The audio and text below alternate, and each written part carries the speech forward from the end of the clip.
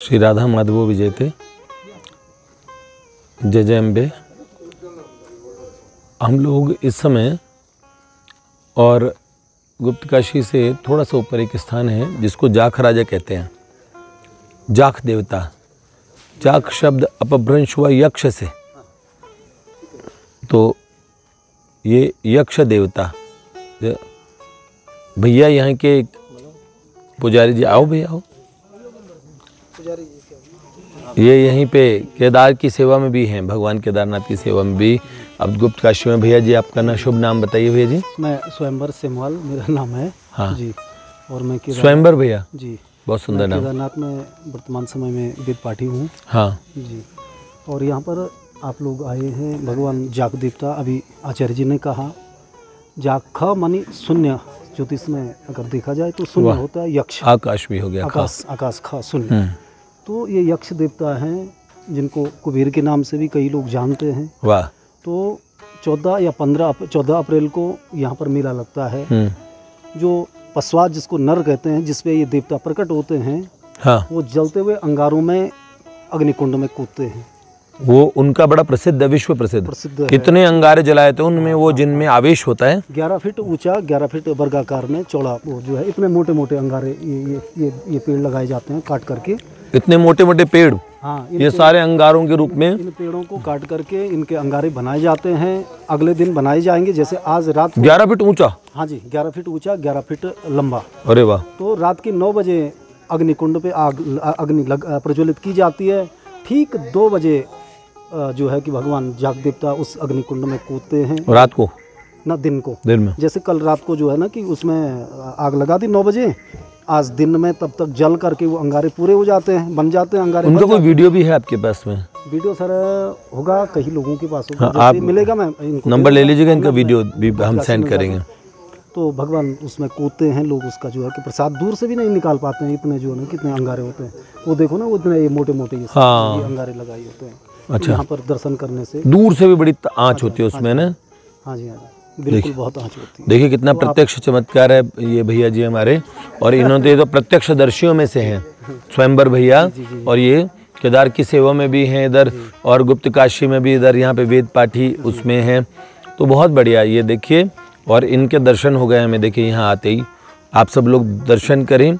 इस स्थान पे जाग देवता कुबेर जी के दर्शन करने जरूर आए। खुली छत रहती है, भगवान जो कुबेर भगवान हैं वो और कंस्ट्रक्शन चाहते नहीं है, उनकी इच्छा नहीं है, इसलिए खुले में उनका पूजन होता है। बड़ा सुंदर स्थान है, आप आके दर्शन कीजिएगा। और कुबेर जी मतलब भगवान धनाधीश्वर, और सबको धनेश कुबेर जी तो सबको चाहिए। लेकिन वास्तविक बात यह है कि कुबेर है भगवान महादेव के और परम प्रिय मित्र, पार्षद, और बड़ा महादेव जी से प्रेम करने वाले। और आप देखिए कि आपने देखा भागवत जी में यक्षों से और ध्रुव महाराज का युद्ध हो जाता है। फिर ध्रुव महाराज बहुत भीषण युद्ध करते हैं। बाद में जो पुलस्त्य मुनि हैं, क्योंकि विश्ववाजी के पुत्र हैं, वैश्रवण हैं, तो पुलस्त्य मुनि ये वो लड़ाई बंद कराते हैं। ध्रुव जी को कहते हैं कोई वरदान मांग लो। कुबेर जी प्रकट, तो कुबेर जी ने ध्रुव को कहा कि मुझसे मैं प्रसन्न हूँ, मुझसे कोई वरदान मांग लो। ध्रुव जी ने तो कितने भगवान उनके सामने साक्षात थे, तो उनको तो भगवान ने ध्रुव पद दे ही दिया था। उन्होंने बोला मुझे कुछ नहीं चाहिए, पर आप ऐसे कृपा कर दीजिए कि आपके आशीर्वाद से, भागवत में आती है बात, भागवत को सब वैष्णव मानते हैं, तो भागवत में कहा कि आपके आशीर्वाद से मेरे हृदय में भगवान की अखंड स्मृति हो जाए, भगवान के प्रति प्रेम हो जाए। तो कुबेर जी कहते हैं मेरे आशीर्वाद से तुम्हारी अखंड स्मृति रहेगी, भगवान के प्रति प्रेम होगा। इसका मतलब ये वरदान देने का अधिकार भी देवी देवताओं को होता है, क्योंकि ये अधिकार भगवान ने दिया। इसलिए कोई ये कहे कि भाई हम देवताओं की पूजा क्यों करें, हम तो सीधे भगवान की पूजा करते हैं। नहीं नहीं, जैसे हम महापुरुषों को प्रणाम करते हैं, भगवान के तो हम सीधे भक्त हैं ही, लेकिन महापुरुषों को प्रणाम करते क्यों? क्योंकि महापुरुषों की कृपा से भगवान की प्राप्ति होती है। ऐसे भी देवताओं की भी, अब भगवान कुबेर जी प्रसन्न होंगे तो भगवान महादेव के और आपको और साक्षात्कार दर्शन इत्यादि, क्योंकि भगवान के पार्षद हैं तो कुबेर महाराज। ठीक है, भगवान संबोधन यद्यपि भगवान के आगे ही लगता है, हम श्री भगवान के आगे ही भगवान का संबोधन लगाते हैं, किंतु हम महर्षियों को, ऋषियों को भी प्रेम से भगवान और भगवान वाल्मीकि, भगवान अगस्त्य इत्यादि शब्दों से, भगवान इंद्र इत्यादि शब्दों से शास्त्रों पुराणों में भी संबोधित किया गया है। इसलिए तो मेरे जो मैंने कहा, कई लोगों को संशय हो जाता है कि आप तो भगवान महादेव को भगवान कहते हैं, भगवान श्री कृष्ण को तो आप भगवान कुबेर कहते हैं। नहीं, ये बहुत, क्योंकि भगवान के अंश होने से, भगवान के अंश होने से, और फिर क्या होता है, भगवान की एक एक चीज़ भगवत स्वरूप है, इसलिए भगवान के देव स्वरूप भी हम इन्हें भगवत स्वरूप मान के और ये संबोधन भी प्रदान कर देते हैं। और ये संबोधन शास्त्रों में भी कहा गया है। आपको जय जय अम्बे। ये हम जा रहे हैं यहाँ पर अभी जैसे आचार्य जी ने बताया तो यही यज्ञ कुंड होता है। अच्छा, कुंड होता है ये। अभी जैसे हमारे आचार्य जी ने बताया, ये वही स्थान है जहाँ पर भगवान यक्षराज, भगवान जागदेवता इस अग्निकुंड में प्रवेश करते हैं और बड़े बड़े अंगारों में कूद करके सारे भक्तों को अब उनकी मनोकामना पूर्ण करते हैं। प्रत्यक्ष रूप में इस कलयुग में, जहाँ तक मैं कहूँ, इस कलयुग में प्रत्यक्ष दर्शन भगवान जागदेवता की इस स्थान में होते हैं, जो 14 अप्रैल को जो है देखने में आता है। तो समस्त श्रद्धालु से निवेदन है कि यहाँ पर आकर के एक बार जरूर भगवान जी का दर्शन जरूर करें, क्योंकि अभी हमारे आचार्य जी ने बोला कि भग शब्द में सत्री प्रत्यय लगा करके वान आया है, और जो ऐश्वर्य को देने वाले हैं वो परमात्मा है और षडैश्वर्यपूर्ण। और गुरु की महिमा भी बताई है। ऐसे महापुरुषों के द्वारा ही परम पद की प्राप्ति की जाती है। भगवान ऐसे दिव्य स्थान में आने का सौभाग्य ऐसे महापुरुषों के द्वारा होते हैं। कहा गया है कि गर्यति सिंचति कर्णयो अमृतमय ज्ञान यसा गुरु, जो हमारे कानों में अमृतमय ज्ञान की वर्षा करके उस परमात्मा के चरणों में ले जाता है। ऐसे साक्षात गुरु को हम भी प्रणाम करते हैं। जय जय श्री राधे, जय जय श्री राधे। 14 अप्रैल 14। अब हम ये दर्शन कराते हैं आपको जाग देवता के। पूज्य श्री प्रणाम करते हुए। और इसकी ऊंचाई भी 11 फीट होती है, ऊपर हाइट भी। और रात को ठीक पूजा, 4 पहर की पूजा हो करके 9 बजे इसमें अग्निकुंड में अग्नि। जय जय अम्बे। देखिए क्या कहाँ पे महादेव के विषय में कहा जाता है, यक्ष स्वरूपाय जटाधराय। तो ये देखिए, यक्ष स्वरूप में भगवान के किंकर स्वयं भगवान भोलेनाथ के ही स्वरूप होते हैं, भगवान के शिव पार्षद। तो श्री कुबेर जी जो धनेश्वर हैं, धन के ईश, इनको भी ईश्वरत्व प्राप्त है धन का, और वो वस्तुतः प्रभु से ही प्राप्त है। तो ये धनाध्यक्ष हैं, धनाधिपति हैं, और इन वैश्रवण हैं, विश्रवा ऋषि के पुत्र हैं, सुपुत्र हैं, इसलिए वैश्रवण श्री कुबेर जी हैं। तो इनके स्थान पे देखिए ऊपर छत नहीं रख सकते, खुले में भगवान के दर्शन होते हैं, श्री कुबेर जी के दर्शन होते हैं। और यक्षराज, यहाँ के लोग उन्हें जाख राजा कहते हैं प्रेम से। यहाँ पे इतने मोटे मोटे पेड़ के काट के अंगारे बनाए जाते हैं, और वो काफ़ी 11 फुट ऊंचे 11 फुट चौड़े इस तरीके से बना के इसी स्थान पे ये, और यहाँ से वो इधर उधर दौड़ते हैं, और इसी के अंदर में वो, उनमें जब आवेश होता है उनमें। एक वृद्ध हैं, वो नीचे पहाड़ से वो जल लेके आते हैं, नीचे से जल लेके आते हैं, नीचे घाटी से ऊपर आते हैं, और फिर वो आवेश आता है उनमें, और वो इसमें इधर उधर पूरा दौड़ते हैं। तो ये देखिए ऐसी बहुत सारी चीज़ें हैं। अग्नि जलाती है, हमने सुना है, इस आग की तपन दूर दूर तक के पेड़ काले पड़ जाते हैं। ये देखो, ये वृक्ष ने काले पड़े हुए हैं, ये दिख रहा है ना आपको। ये इसके यहाँ से, इसकी तपिश से इतनी तपिश होती है, लोग बहुत दूर खड़े होते हैं, लोग भीतर जाने का, क्योंकि छोटे वाले कोयले नहीं, इतने मोटे मोटे पेड़ों को कोयले के रूप में परिणत किया था। बड़े बड़े कोयले होते हैं, तो उन तनों को जला के, और उनमें कोई अगर हम का एक बार भी हम स्पर्श कर दें, उसमें वो नृत्य करते हैं, इधर से इधर, इधर से इधर, इधर से इधर। तो ये बहुत बड़ी चीज़ है, बहुत एक तरह से प्रत्यक्ष दैवीय शक्तियों के कई चमत्कार होते हैं। देवभूमि है, यहाँ आएंगे तो आप देखेंगे। तो सबसे पहले श्री कुबेर महाराज की जय जयकार करते हैं। जय जय जय जयकार, जय जय अम्बे।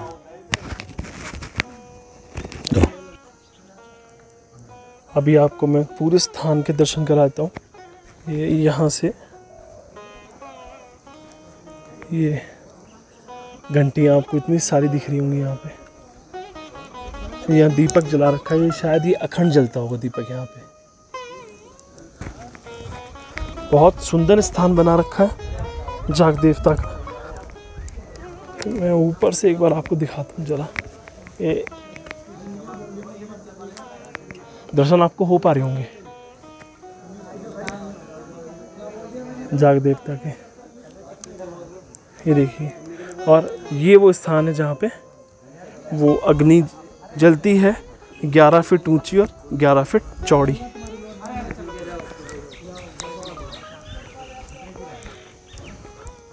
ये अब देखिए पूरा आपको मंदिर आपको दिख रहा होगा आपको। और देखो यहाँ अग्नि जलती है और ये पेड़ ऐसे, मतलब इतनी अग्नि की वजह से पेड़ जल चुके हैं ये यहाँ। ये देखिए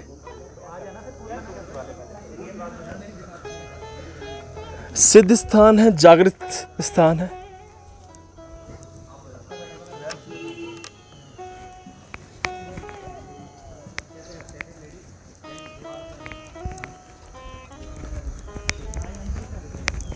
भैया जी, अगर कुबेर जी का स्मरण करना हो तो कौन सा ये मंत्र हमें बोलना चाहिए हमें?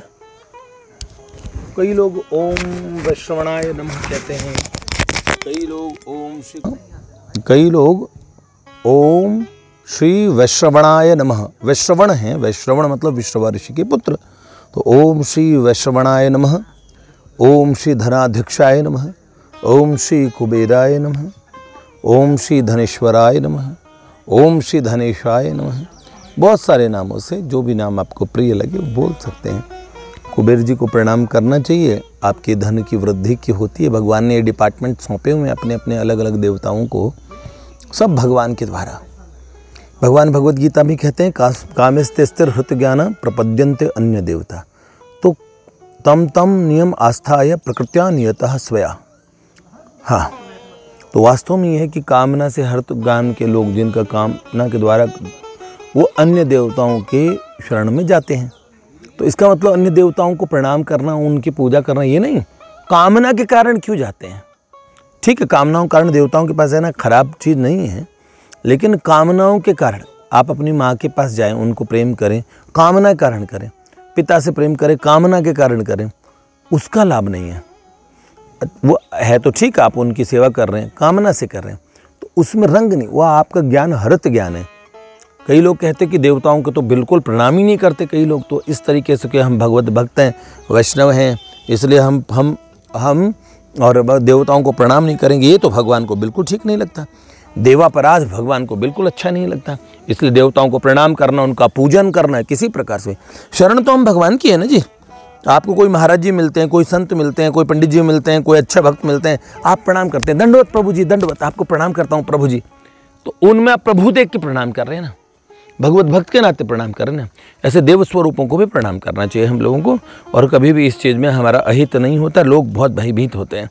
हाँ, इसलिए कई लोग तो इसी बात को पकड़ लेते हैं। जैसे एक बार हमने किसी को ने कहा भगवान वशिष्ठ, हमने शब्द, अब आज मैंने भगवान कुबेर शब्द कह दिया तो कई लोग इसका ऑब्जेक्शन कर देते हैं। अरे नहीं, शास्त्रों में भगवान वाल्मीकि, भगवान वशिष्ठ ऐसे शब्दों के संबोधन आता है ऋषियों के लिए, महर्षियों के लिए, देवताओं के लिए। कुछ खराब शब्द नहीं है। हालांकि मूल शब्द श्री भगवान, षडैश्वर्यपूर्ण भगवान शब्द, भगवान शब्द सिर्फ भगवान के लिए ही प्रयोग होता है माना, लेकिन भगवान और भगवान के अंग दो अलग वस्तु नहीं है। तो देवता भगवान के अंग है, इसलिए उस अंग के नाते भगवत भक्त भगवान का ही स्वरूप होते हैं, इस नाते कहा जा सकता है। तो वृक्ष देवता, पीपल देवता, तो भगवान अश्वत्थ कह के प्रणाम कर दिया तो कोई खराब बात नहीं है। भगवान को सब जगह देखना, तो भगवान को उनके अंग स्वरूप देवताओं में देख लेने से नुकसान नहीं है। लेकिन आप उन्हें देवता मान के पूजन करेंगे तो ठीक है, आपको देवता रूप में वो एक विशेष फल प्रदान करेंगे, ठीक है, लेकिन हृत ज्ञान मत बनिए। समझिए कि सूर्य भगवान है, हम सूर्य भगवान को ऐसे भी पूजन कर सकते हैं। सूर्य भगवान, ओहो भगवान के चक्षु हैं, इस तरह से पूजन करेंगे तो आपका उसी बहाने भगवान का पूजन हो जाएगा। इंद्रदेव हैं, भगवान की भुजाओं से प्रकट, ओहो हो, ठीक है, आप उन्हें प्रणाम करते हैं, वंदन करते हैं, ये अच्छी बात है। जैसे देव स्वरूपों को इग्नोर करना भक्ति नहीं सिखाती। भगवान के प्रति अनन्यता मतलब हर जगह फिर भगवान को ही देखना, भगवान को ही देखना। अब हम श्री कृष्ण को प्रणाम करने वाले, श्री कृष्ण को प्रेम करने वाले, ये बात कहेगी ना, सर्वदेव नमस्कारम केशवम प्रति गच्छति, हर देव को किया गया नमस्कार अंत में केशव के, श्री कृष्ण के पास जाता है।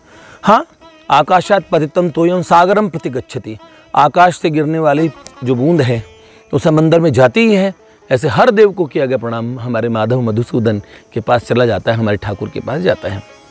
और महादेव तो प्रत्यक्ष भगवान माधव ही हैं, माता रानी स्वयं माधव ही हैं, माधव ही इन स्वरूपों में प्रकट हैं।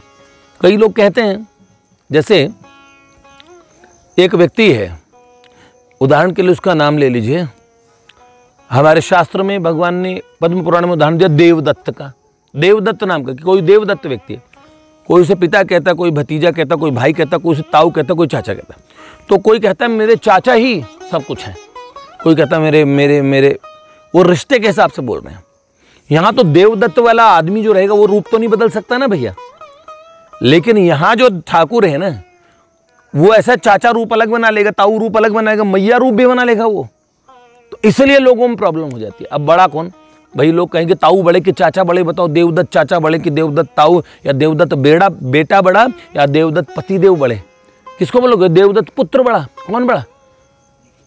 बात तो उसी देवदत्त की चल रही ना। इसीलिए जो ये प्रभु है ना, देवदत्त में प्रॉब्लम इसलिए नहीं आएगी, लोग कहेंगे हमें समझ में आता है क्योंकि तो एक ही व्यक्ति है ना।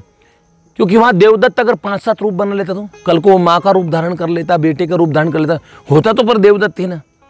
तो कोई कहते हैं माँ बड़ी, कोई कहते ताऊ जी बड़े, कोई कहते चाचा बड़े। नहीं, वो समझ नहीं पा रहे।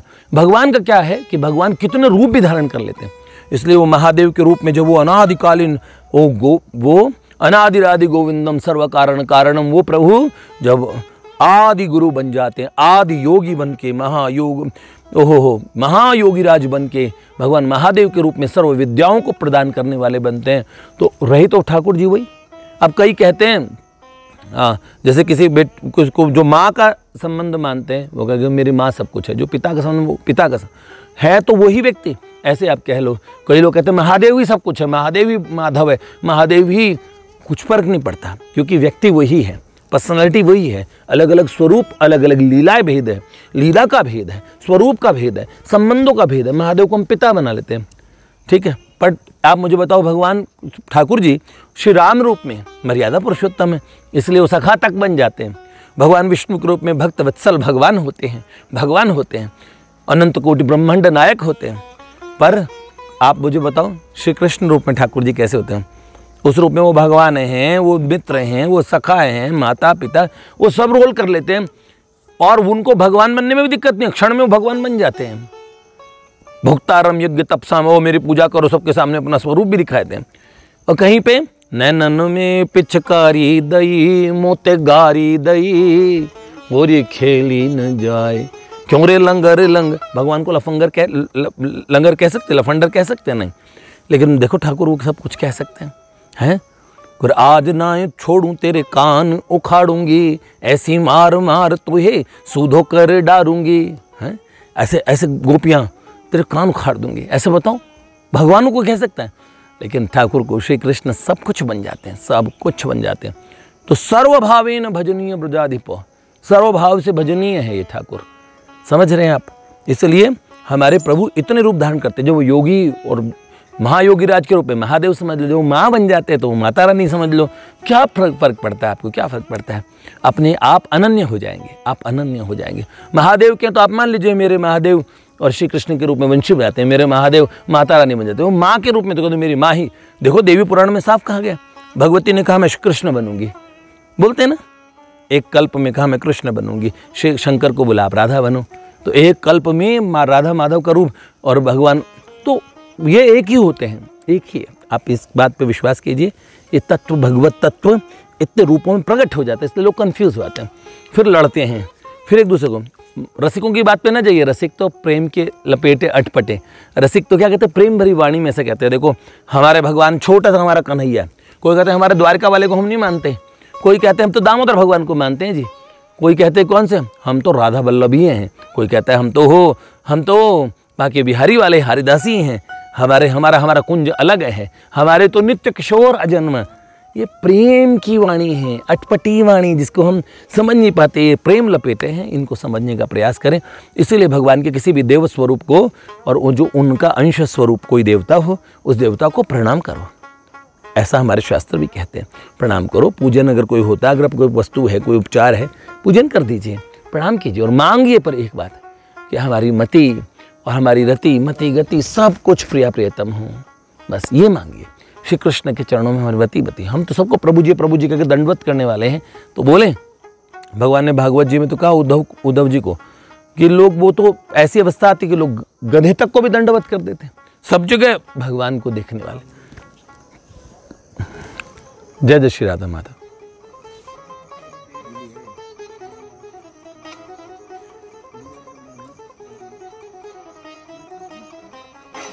नीचे इसका व्यू और ये आपके जाग देवता के दर्शन।